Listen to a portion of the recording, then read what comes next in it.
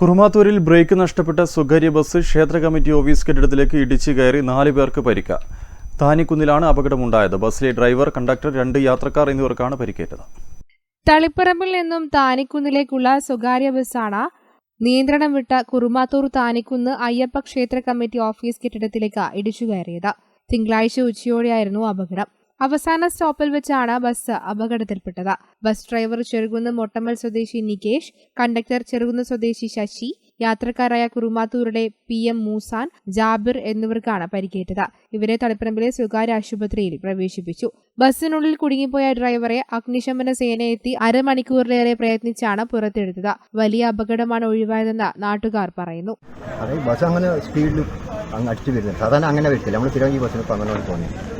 അപ്പോൾ ഞാൻ റോട്ടുമില്ലേ, അപ്പോൾ ചാടി ഇങ്ങോട്ട് വീണു. അപ്പുറത്ത് തിരിഞ്ഞു നോക്കുമ്പോൾ ബസ് അമ്പലത്തിൽ ഷെഡിന് അടി വീണു.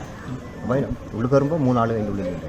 കണ്ടിട്ടും ഡ്രൈവറും ഒരു പാസഞ്ചർ. ആൾക്കാർ കുറവായിരുന്നു. ആൾക്കാർ പിന്നെ ഒരു പെണ്ണുങ്ങളുണ്ടായിരുന്നു. പെണ്ണുങ്ങളെ കണ്ടിട്ടില്ല. അപ്പോൾ പെണ്ണുങ്ങൾ വേഗം ഞാൻ തിരിഞ്ഞ് പാഞ്ഞെന്ന് പറഞ്ഞു. ബ്രേക്ക് നഷ്ടപ്പെട്ടു. ബ്രേക്ക് അങ്ങനെ തോന്നുന്നു. അങ്ങനെ ബ്രേക്ക് നഷ്ടപ്പെട്ടു. അല്ലെങ്കിൽ ഇത്ര സ്പീഡിൽ അങ്ങനെ വരത്തില്ല സാധാരണ. ആൾക്കാർ പുറത്തിറക്കാൻ കുറേ കുറേ ഒരു 3 മണിക്കൂർ നേരം പൾസ് സർവീസിൽ മുന്നേ മുറിച്ച് കണ്ടിട്ട്. അപ്പോൾ അതിനിടയ്ക്ക് 2 ആളെ കണ്ടിട്ട് പാർട്ടിൻ്റെ അവർ പുറത്ത് ആൾക്കാർ ബസ് കയറാണ്ടായിരുന്നു. അവർ 2-3 ആളുണ്ടായിരുന്നു. അവരാ ആംബുലൻസ് സ്റ്റേറ്റിൽ. ബസ്സിൽ ആളുകൾ കുറവായതിനാൽ വൻ ദുരന്തം ഒഴിവായി. ക്ഷേത്രത്തിൽ ഞായറാഴ്ച പരിപാടികളുണ്ടായിരുന്നു. സദസ്സിന്റെ ഭാഗത്താണ് അപകടമുണ്ടായത്. News bureau, Taliparamba.